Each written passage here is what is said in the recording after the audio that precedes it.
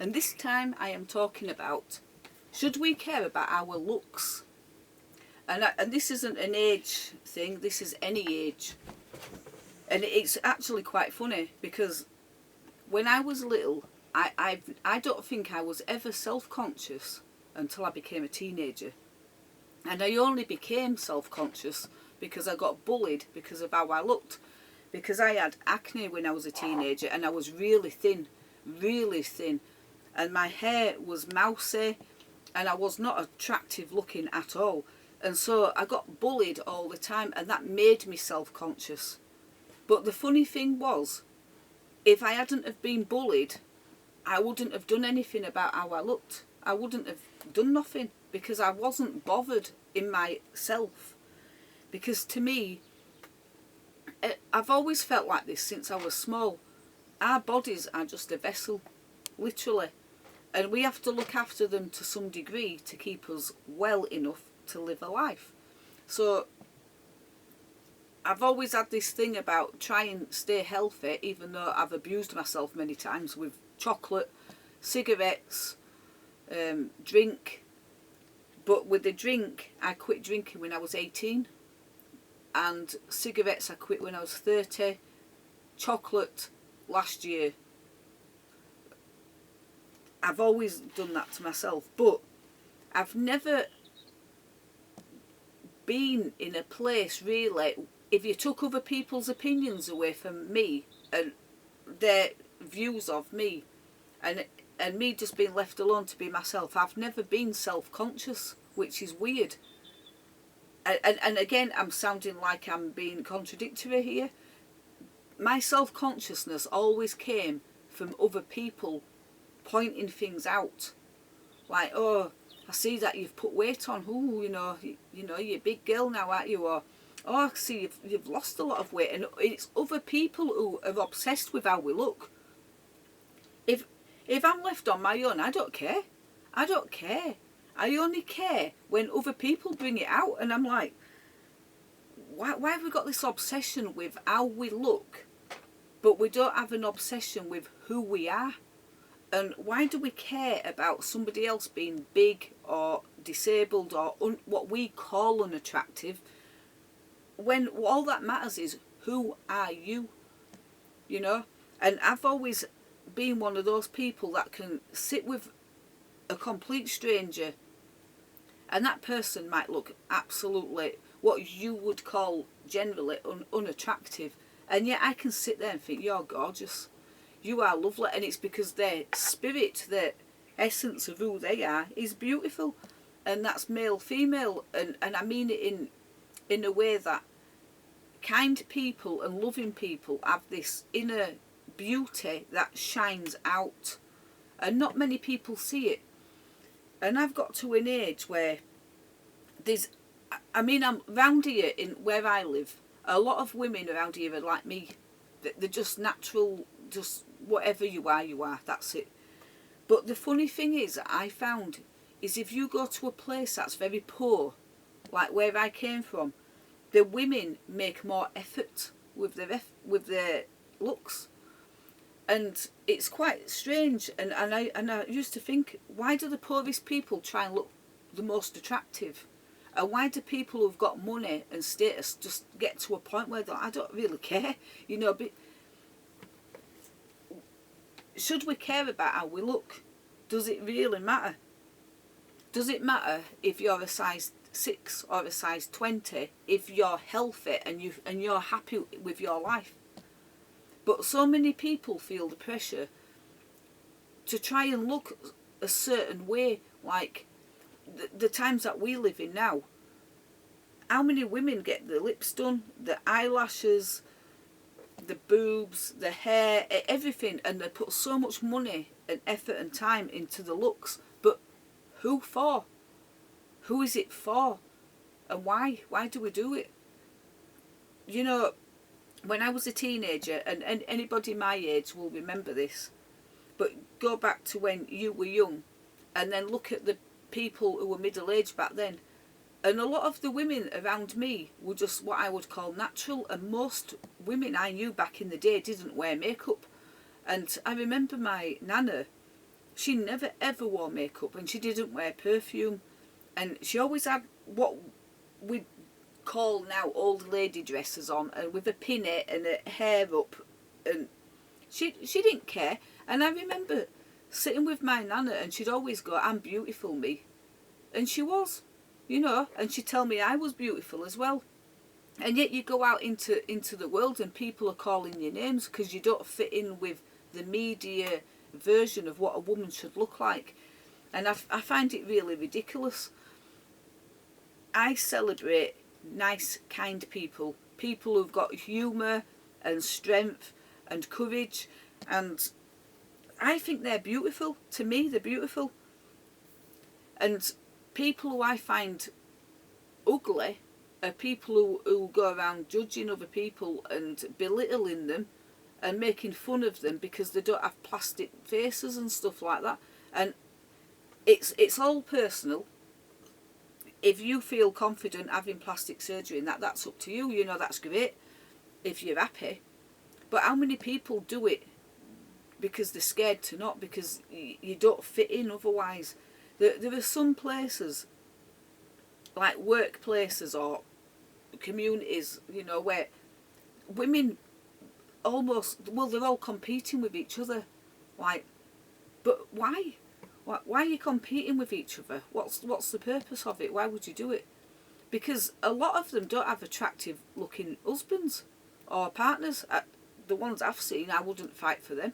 So why are you killing yourself, if you like, to look perfect, or what society deems to be perfect, when you're just beautiful as you are? And why do we put so much focus on the body and not on the personality or the way we treat people? I don't understand this. But I know, what I do know is that when you get to my age, bullying doesn't work anymore. At this age, you can't bully a woman or a man, because I think you get to that point where you just had enough of it. Your opinion is your opinion, but I don't have to wear it and I don't have to believe it. But why do we do it to ourselves when we're younger as well? It's very strange, isn't it? And I remember being at school, this was funny, all the girls had big hair, like I used to call it poodle perms, and they had big massive hair like Bonnie Tyler and stuff. And we had to wear uniforms at school anyway, but everybody had the same shoes on and same hairstyle, and they all tried to adapt the same personality, if you like, the same walk, the same, we all love Wham, and who was back in the day, Wham and flipping Kajagoogoo or whatever. And they all had to like the same music. And I remember going to school one day and I was walking down the corridor, and I'd have been about 15 years old, and everybody was screaming, laughing at me. And I mean, they were screaming, laughing, and I kind of felt really embarrassed, but at the same time I couldn't help it. I just cannot fit in. And I'd shaved all my hair off, and I just had it spiky on the top, and it was all shaved off at the sides. And we didn't wear makeup at school then anyway, because it was a Christian school.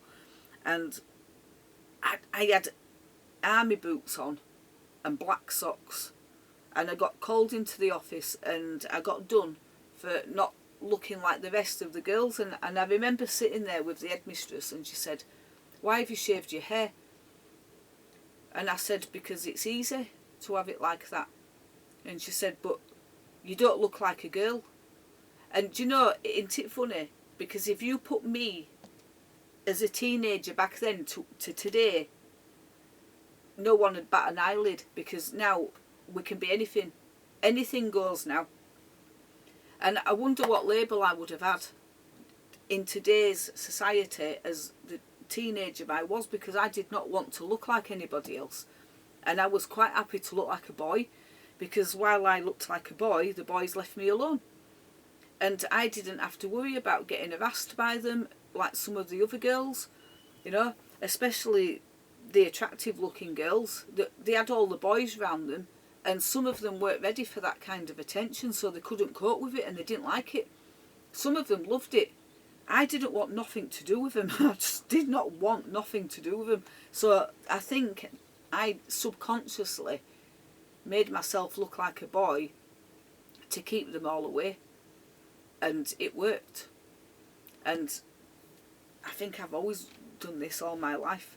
And then when I was a young mum, everybody called me Morticia, because I always dyed my hair black and wore black clothes and long coats down to the floor. That I love that look. I love it.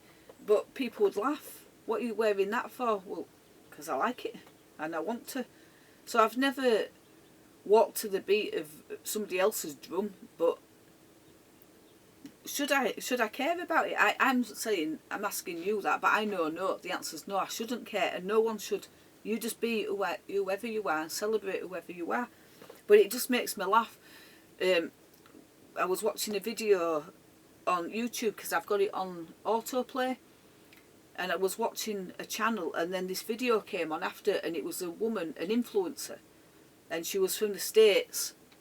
She was my age, and her skin and her hair was flawless. She looked amazing, but she was talking about how to stay young and, you know, keep your body great and all the rest, which is great if you can be bothered. But it was sort of like the complete opposite of me, and I thought, this is quite funny. If me and her were sat next to each other, who'd have the most influence? Do you know what I mean? Because I've got a strong personality as well. But who'd have the most influence? Because she's got like 138,000 subs on her channel. And these are women who are trying to look younger, and they're trying to keep the youth, and they're trying to look like her. And if I was sat next to her, I'd be saying, what's wrong with you now? Why do you need to do that? Are you happy? Have you got a husband who loves you? Have you got a family who love you? Are you living a nice life? And if the answer is yes, why do you care? Does your husband love you as you are? If the answer is yes, why do you care? Who do we do it for? So, I've left my doggy outside. I'm going to have to go in a minute. But I just thought, yeah, should we care about our looks? Personally, no. I say no, but society spends billions and billions of pounds every year. Or should I say, it gets billions of pounds a year from insecure women all over the globe who get told this is how you should look really. You're not your age. You shouldn't have wrinkles when you're in your 50s anymore. You should be like this and you should be like that. And you're like, why though? You know? I'm going to study, I think it's called fasciology. I did a little bit when I was younger, and it's the ability to read the face. And it's a Chinese, like, kind of medicine, I suppose, because a lot of the doctors use that. They can sit a person in front of them and read every line on their face and tell you what your life story, basically, because that's what it is. It's a story. So why do we feel the need to get rid of our stories just to try and blend in with people that are quite shallow, you know? I celebrate natural, and I celebrate people being themselves, even flamboyant people. And if you love makeup and hair, and that's great as well, as long as you're happy and you're doing it for you and you love it, that's fine. But it's this general consensus that we should care about how we look more than who we are. And really what we should be doing, in my opinion, is evolving into the best versions of ourselves. And I think when you are happy and you're living your best life, then it shines through anything. So that's just my opinion on it. Let me know what your opinion is of that. Should a woman in her 40s plus try and look like a 30 plus? Should you be competing with women 20 years younger than you and 10 years younger than you? Or should you just celebrate who you are now and just accept this is you, and just allow the people who are right for you to love you for who you are? So I will go, and I will see you in the next one. Bye bye.